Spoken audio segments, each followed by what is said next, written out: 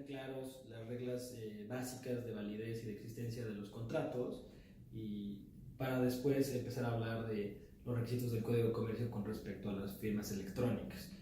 Creo que lo primero que se tiene que aclarar es que las firmas electrónicas, como cualquier otra firma, son un mecanismo de manifestación de la voluntad de una persona. Es decir, es la parte final de un proceso anterior que involucra negociación intercambio de posturas o de ofertas, en muchos casos, para llegar a una conclusión y cerrar un acuerdo, ¿no? Que es lo que constituye un contrato. Y la forma de indicarle al mundo exterior que estás de acuerdo con esos términos es firmando. Siempre ha sido de esa forma, la firma electrónica no es distinta. Entonces es una fase final en el proceso de negociación y creación de actos jurídicos, en este caso de contratos. Por eso es importante saber cómo nacen, ¿no? Independientemente de la tecnología que tú utilices, siempre tienes que ser cuidadoso de que o sabedor de que esas tecnologías pueden pueden verse afectadas por principios generales de derecho y por reglas generales, ¿no? Que son siempre aplicables. En general, los contratos para existir tienen que tener el consentimiento de las partes involucradas y en segundo lugar tienen que tener un objeto que pueda ser materia del contrato, que quiere decir que el contenido del contrato tiene que ser legal o disponible, tiene que estar dentro del comercio o dentro de lo que sea que tú puedas disponer en el mundo del derecho para ser existente. En un segundo plano, un contrato para ser válido tiene que tener 4 elementos muy conocidos, fundamentales, que son ausencia de vicios en el consentimiento, un objeto o fin que sea lícito, la forma que establece la ley y las partes tienen que tener la capacidad legal para contratar. Esos elementos nunca te vas a salvar y así tengas el mejor certificado del universo. Si alguno de esos elementos tiene un problema, vas a tener un problema desde un punto de vista legal. Una de las preguntas más comunes por parte de las empresas que quieren empezar a utilizar este tipo de dispositivo es acerca de la aplicabilidad del Código de Comercio. Por ejemplo, un ejemplo muy preciso es el caso de las desarrolladoras inmobiliarias. Lo que te dicen es que todos sus contratos son de naturaleza civil y no entienden o no saben de qué manera pueden aplicar las disposiciones del Código de Comercio cuando es algo de materia mercantil, ¿no? Entonces, ¿qué opinión tienes ahí? Es muy relevante la pregunta porque es un problema real y es una duda que tienen muchos comerciantes en general, tienen muchos empresarios, emprendedores. Efectivamente hay contratos que por su naturaleza o por la ley son civiles y por lo tanto en principio no son mercantiles, pero eso no quiere decir que no le aplican las leyes federales mercantiles, sobre todo el Código de Comercio. Hay muchas razones por las cuales te puede aplicar el Código de Comercio, pero la forma más sencilla de que te aplique es que tú en tu contrato acuerdes su aplicación. Esto es algo muy explorado, los juzgadores están de acuerdo, los tribunales están muy acostumbrados a interpretarlo así y sucede todos los días. Las empresas o los negocios, los comerciantes que están acostumbrados a hacer transacciones todos los días en sus documentos acuerdan distintos códigos o distintas leyes que pueden aplicar a sus relaciones. Entonces, sin importar la naturaleza o el objeto civil inicial de un contrato, las leyes mercantiles pueden ser muy relevantes para tus contratos y tú puedes acordar su aplicabilidad. Eso es lo más importante. Y adicionalmente, siempre puedes ir directamente al Código de Comercio y preguntarte qué es un acto de comercio y quiénes se reputan comerciantes para efectos de las leyes mercantiles. Y es muy sencillo. El Código de Comercio reputa a todas las sociedades mercantiles como comerciantes y por lo tanto si hay contratación en la que involucres a sociedades mercantiles, que son casi todas las empresas, es muy probable que un juez o cualquier persona que lo interprete correctamente concluya que hay aplicación de leyes federales en algunas cuestiones de tu contrato, no en todas.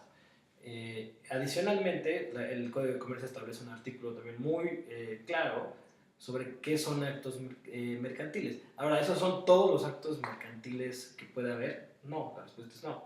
Siempre dependerá de la naturaleza económica o jurídica de las partes, pero en realidad es un no problema.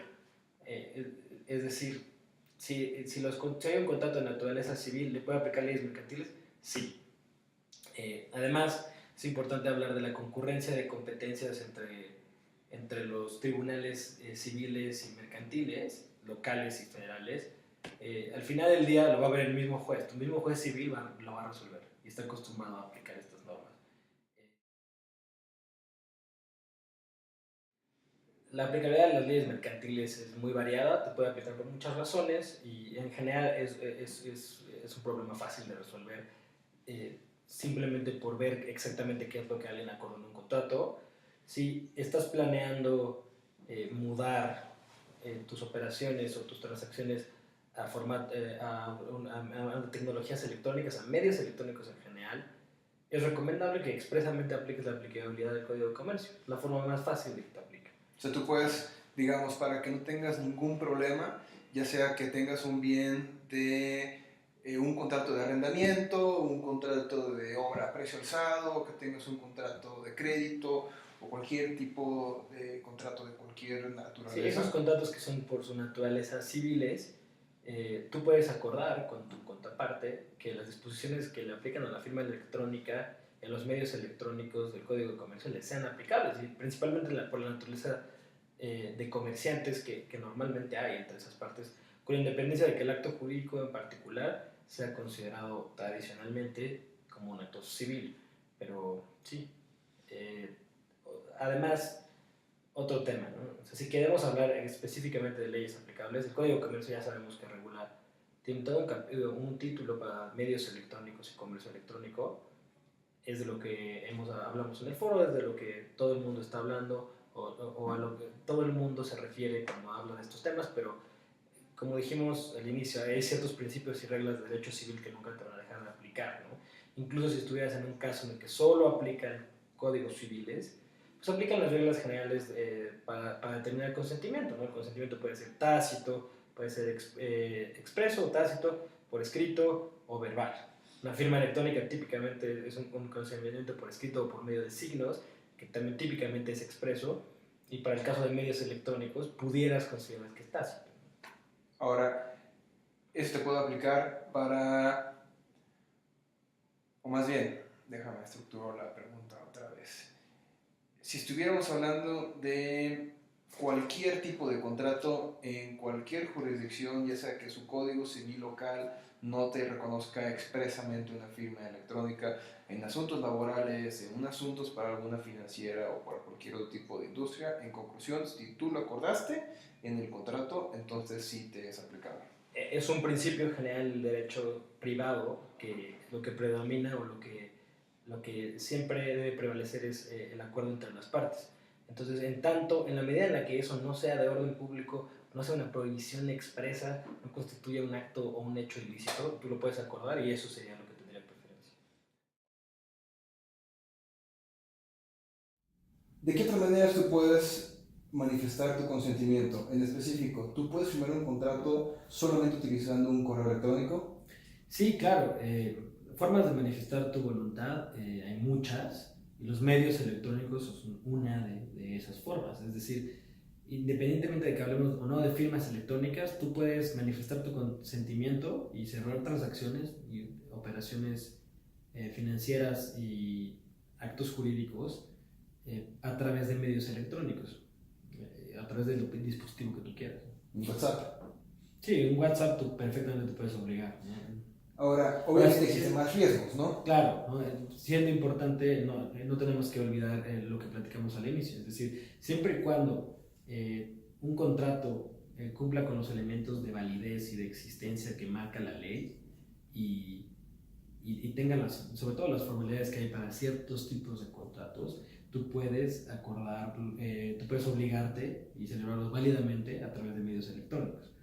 Y el Código de Comercio de hecho lo incentiva, ¿no? Incluso cuando hay contratos o actos jurídicos que se tienen que formalizar ante un notario o en escritura pública, el Código de Comercio te dice esos actos pueden acordarse a través de mensajes de datos y de medios electrónicos, y ya sea el fedatario público quien registre o documente cómo se dio ese consentimiento, pero el acto lo puedes celebrar a través de esos medios, independientemente de la formalidad de la escritura pública.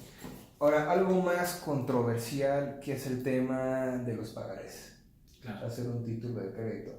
Y esto es muy interesante porque obviamente hay muchísimas empresas que tienen que firmar de manera masiva pagarés, en específico todas las financieras. Claro. Y es una herramienta que sí les interesa. Sí, el pagaré es el título de crédito más usado, más que el cheque, ¿no? En México todavía se usan mucho los cheques, pero el pagaré es el título de crédito por excelencia. Y entiendo por qué hay muchas dudas al respecto. Para ser claro, la Ley General de Títulos y Operaciones de Crédito establece unos requisitos muy claros sobre qué constituye un pagaré. Y dentro de esos requisitos no está que conste en un medio impreso y a través de una firma autógrafa. Entonces, un título de crédito puede ser válido a través de medios electrónicos o se puede firmar electrónicamente con firmas electrónicas. La respuesta es sí, y sí es válido. Mucha gente ni siquiera se da cuenta, pero ya celebra títulos de crédito electrónicamente todos los días, ¿no? Muchos contratos muchos bancos, expiden sus vouchers en formato de título de crédito de pagaré, y mucha gente ya solo firma a través de un NIP, ¿no? Firma electrónicamente. Cuando compras sus pagarés.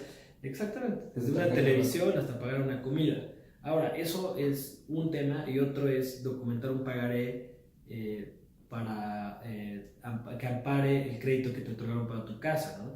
Si ese es todo tu patrimonio, es muy importante para ti tener ese pagaré y resguardarlo y sentir que el banco se lo llevó en original y que tú tienes una copia, etc. Porque hay una relación de valor mucho más fuerte que pagar una transacción común y corriente, ¿no? Entonces, podemos decir que las partes determinan el nivel de seguridad que quieren utilizar. Exactamente. Para la transacción. Como siempre ha sido, ¿no? Así que como con la firma autógrafa, como con los medios impresos, la firma electrónica y los medios electrónicos tienen la misma susceptibilidad de ser afectados por factores externos, ¿no? Tienen más o menos los mismos riesgos desde puntos de vista de consentimiento, de formalidad, de validez de los actos jurídicos, y cada una de las partes, sean un ciudadano común y corriente o sean comerciantes o empresarios financieros muy acostumbrados a cerrar transacciones todo el tiempo, deben tener un nivel de confort con el riesgo que toman en ciertas transacciones. Regresando al tema de los pagarés, para ser súper claros, las instituciones financieras documentan créditos de montos muy altos, digamos $100 millones a través de pagarés. Lo que les da tranquilidad es que todos se junten en una reunión de cierre y en ese pagaré se entregan originales y en papel seguridad muy bonitos, firma autógrafa, la firma la persona con más facultades de un banco o con un puesto muy senior, en facultades ya bastante más importantes dentro de una institución, y eso es lo que les da confort, porque son $100 millones, $1,000 millones.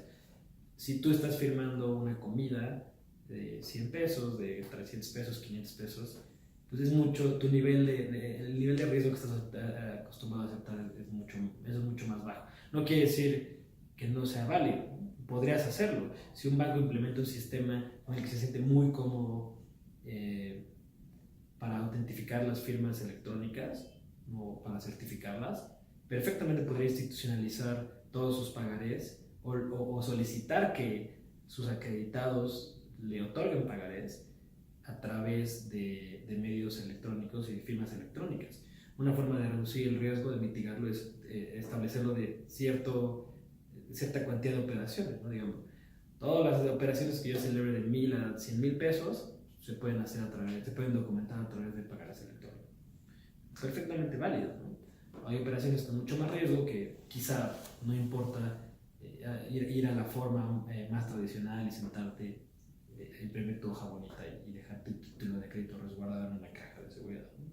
Y ahora, en tu experiencia trabajando en un despacho como Juan Knight o los otros despachos donde tú hayas trabajado, ¿cómo crees que te ayudaría firmar de manera electrónica en tu trabajo del día a día? Ayudaría en muchas áreas que son más o menos detectables dependiendo de las necesidades de tu cliente, pero un área en la que es fundamental, que podría haber eficiencias, es en el día a día corporativo de las sociedades mercantiles. Las sociedades mercantiles están obligadas a llevar libros corporativos donde documentan quiénes son sus accionistas, las variaciones de su capital, las asambleas que toman, las resoluciones que adoptan. Todo eso se puede llevar de manera electrónica. Tú lo puedes acordar perfectamente en tus estatutos y aún si no lo has acordado, a través de los mecanismos que la ley te permite, también podrías adoptar tomar esa postura, ese gobierno corporativo, y es válido. La ley lo está incentivando hoy en día, no del todo, pero no lo prohíbe, lo cual es fundamental, y ya sabemos que es legal, es válido.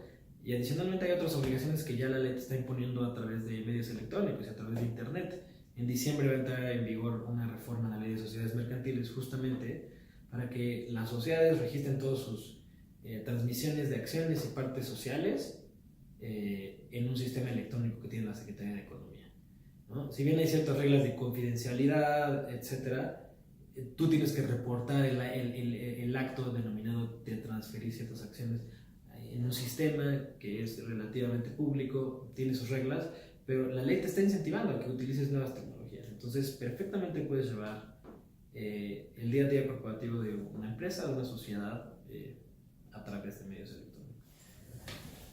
Listo, pues mi buen Aldo, como siempre, muchas gracias. y gracias a ti por participar en el evento y por dejarnos hacer esta entrevista. No, hombre, gracias por la confianza de hablar de estos temas tan relevantes. Te voy a seguir fregando nuevamente. Cuando quieras. Gracias. Ahora sí.